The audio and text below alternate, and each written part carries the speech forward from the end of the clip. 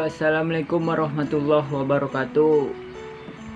Hello, what up guys? Bertemu lagi bersama saya Agung Pramana. Di video kali ini saya akan membagikan atau bercerita begitu ya guys, cerita-cerita kita tentang pengalaman saya selama mengikuti SBMPTN 2020 ya kan guys.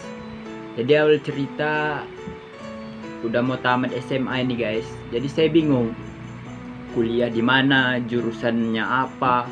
Banyak pertanyaan-pertanyaan itu muncul guys. Mau kuliah di mana, pertanyaan dalam diri saya begitu. Jadi disarankan kakak saya untuk kuliah di UNRI, Universitas Riau begitu. Yaudah, saya selama di SMA itu nggak terlalu pandai lah gitu guys dalam pembelajaran gitu ya. Ikutin aja pembelajaran itu semaksimal mungkin sebisa saya gitu guys. Jadi SNMPTN saya nggak lolos pemeringkatan ya, saya juga yakin bakal nggak lolos. Jadi nggak lolos di situ ya udah, itu sebagai motivasi saya untuk bisa nyoba-nyoba jalur lain begitu guys. Jadi nggak lolos SNMPTN, SBM masih ada nih. Jadi saya berminat di situ, saya daftar gitu guys SBMPTN. Pas 3 hari peluncuran saya langsung daftar guys, karena kata kakak saya cepatkan nanti penuh gitu-gitu guys. Jadi saya daftar, udah milih jurusan masih pening nih guys. Jurusan apa ini? Oh, ada nih satu, administrasi negara, karena saya suka dengan negara-negara gitu guys, sama ilmu pemerintahan. Saya suka di bidang pemerintahan gitu. Yaudah, saya ambil di situ. Bodohnya saya begitu, saya nggak tahu jurusan ini itu banyak peminatnya di UNRI gitu guys. Jadi ya langsung aja gitu, karena kata kakak saya cepat aja daftar gitu. Jadi pas ini yang lucunya guys, pas pemilihan lokasi tes UTBK-nya atau SBMPTN-nya itu, saya kan milih di UNRI karena kakak saya kan di Pekanbaru, jadi mudah gitu guys untuk mengakses lokasi ujiannya gitu. Jadi saya coba di Pekanbaru, ngambil di UNRI gitu guys. Kursi UTBK-nya penuh. Loh, baru 3 hari peluncuran kok udah penuh gitu dalam diri saya guys. Saya tanya, mungkin error, kata kakak saya. Nggak mungkin, udah memang penuh itu, kata kakak saya begitu. Jadi ya terpaksa lah saya pilih Medan guys, karena Bagan Batu ngaksesnya kan lebih mudah ke Medan gitu guys. Naik bus pun ada juga, langsung nyampe sana. Di Medan nggak ada siapa-siapa nih guys. Jadi wih, cuman ini nggak ada saudara, nggak ada kawan di Medan, apa bisa aku jalaninya ini gitu juga guys. Ya dengan pikiran yang bermacam-macam beragam-ragam gitu guys, karena nggak ada siapa-siapa di Medan. Saya ingat sesuatu, ada kawan saya dari Ranto Prapat guys. Jadi ya saya berangkat sama dia gitu guys. Dia kebetulan kuliah di USU. Jadi saya milih dapat tes, lokasi tes UTBK-nya itu di SMK Telkom Sandi Putra Medan, di Jalan Jamin Ginting guys. Jadi nggak tidur itu guys. Hari itu bulan Juli itu guys, kok nggak salah saya tesnya tanggal 12 Juli. Tanggal dari bulan Juli tanggal 1 itu saya udah kepikiran terus guys, kayak mana ini di Medan, nggak ada apa-apa, nggak ada siapa-siapa, kayak mana ini ceritanya. Udah, tapi berdoa terus guys, berusaha terus ya. Memang saya percaya kata-kata itu guys, kalau kita berusaha dan berdoa pasti ada aja jalannya. Yaudah, saya jalani aja guys. Dan tanggal 10 saya berangkat.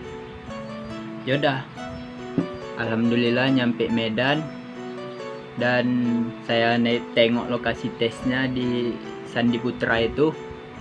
Mantap ini sekolahnya, rupanya sekolah-sekolah anak-anak elit ya guys di sana guys, swasta. Dan katanya ya sering tawuran juga anak situ tuh guys. Jadi pengalaman yang saya dapat dari SBMPTN itu, ujiannya sebetulnya nggak susah ya guys, tapi karena waktunya yang sedikit sama singkat, jadi kita itu mikir ke waktu aja, jadi nggak fokus ngerjain soal. Saranku untuk adik-adik kelas gitu yang berusaha di SBMPTN, ya nggak usah pikirin waktunya, ya kita berusaha aja jawab soal itu. Karena kalau kita mikirkan waktu, jadi pikiran kita ke situ terus, nggak bisa fokus ke soal-soal berikutnya gitu. Jadi saran saya gitu sih untuk adik-adik kelas saya. Siap ujian, mantap kali sekolahnya memang guys. Siap ujian, terus ya udahlah, semalaman di Medan lah pikiranku gitu kan guys. Karena kawanku ini kan ada ceweknya di sana guys, jadi dialah bisa ngakses jalannya gitu guys, untuk jalan-jalan di Medan itu. Oke, jadi semalaman di Medan, besoknya aku pulang lagi ke Bagan Batu ya guys, tempatku. Memang sejauh-jauhnya kita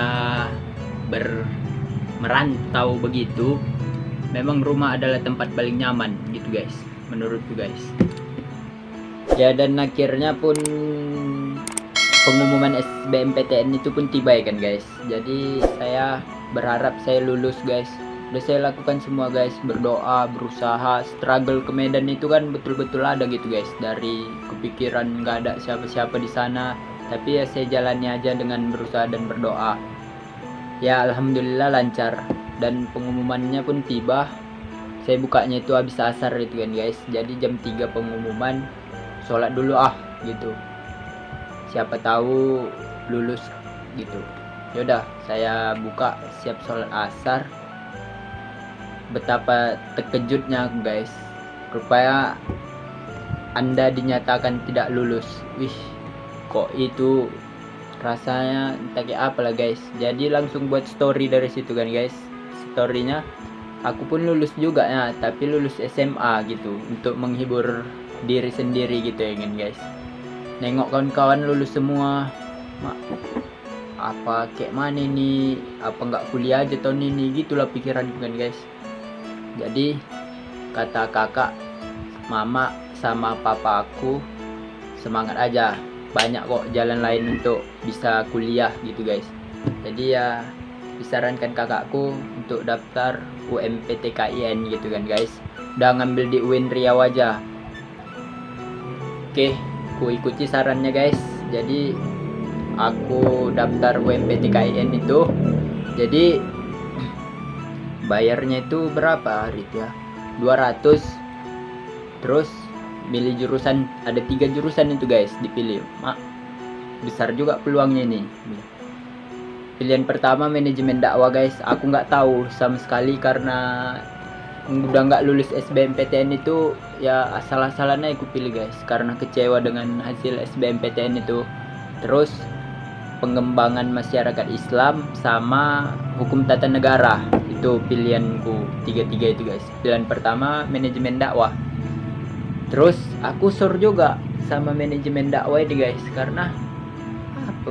Karena kan basically ku kan dari SMA jurusan IPA pula gitu kan guys.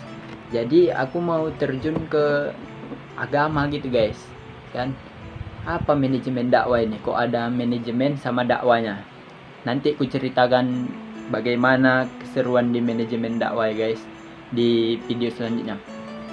Ini kita bahas struggle SBMPTN dulu guys, karena ini ya curahan hatiku gitu guys. Yaudah, UMPTKIN udah daftar lancar, tes lancar juga tes. Terus pengumuman UMPTKIN pun tiba juga guys. Aku berharap kali kan guys, kok nggak lulus ini. Kata kakakku, mandiri coba juga, udah daftar juga mandiri itu guys. Jadi yaudah, aku buka lah pengumumannya. Nggak berani aku buka, mumpung kakakku di sini, dia pulang dari Pekanbaru, dia lah aku suruh buka guys. Alhamdulillah, bersyukur kali, senang kali aku guys. karena manajemen dakwah itu aku lulus gitu guys. Senang kali aku sore itu juga ya kan guys. Ya udah aku siapin berkas-berkasnya untuk pendaftaran ulang dan ngurus UKT-nya gitu kan guys. Jadi kesimpulannya guys, untuk yang SBMPTN pejuang SBMPTN tahun ini, jangan milih jurusan itu yang banyak peminatnya, apalagi ya seperti yang kita tahu. Aku baru tahu juga guys, sebetulnya Unri itu rupanya mementingkan orang-orang yang di daerahnya dulu gitu guys, yang kayak di Pekanbaru itu luan yang diutamakan orang itu. Dan ya aku baru tahu sekarang gitu kan guys, rupanya orang sana yang banyak masuk Unri karena zona gitu rupanya guys. Aku baru tahu juga, udah aku teliti juga ikan guys, dapat info dari kawan sana, anak-anak Pekanbaru semua yang megang Unri gitu guys. Berarti Unri mentingkan yang di daerahnya dulu, putra daerahnya lah guys. Jadi pemilihan jurusan itu ya nggak apa-apa yang peminatnya sedikit gitu guys, tapi asalkan kita masuk, itu udah menurutku pencapaian yang luar biasa gitu kan guys. Jadi kan syarat kerja itu cuma sarjana aja guys. Jangan takut untuk nyoba di jurusan manapun ya kan guys. Jangan takut orang bilang apa-apa.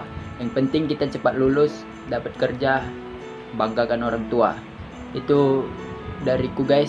Dan di video selanjutnya aku jelaskan kayak mana manajemen dakwah itu, kayak mana seorang anak SMA itu yang basically-nya dari SMA, jurusan IPA pula, masuk ke manajemen dakwah. Kan itu udah bersinggungan gitu kan guys, udah nggak sepadan gitu. Itu kita bikin di video selanjutnya. Dan saran-saranku, semangat terus pejuang SBMPTN 2021, semoga sukses dan selamat bergabung di kuliah di perguruan tinggi dan rasakan sensasi tugas-tugasnya. Maka aku kok bisa balik SMA ke SMA aku guys, karena di kuliah ini modelnya udah sendiri-sendiri aja guys gitu. Beda kali lah sama SMA, kalian rasailah sendiri kayak mana perkuliahan itu. Oke, sekian dulu dari saya, Muhammad Agung Pramana, dan selamat bertemu di video selanjutnya. Bye.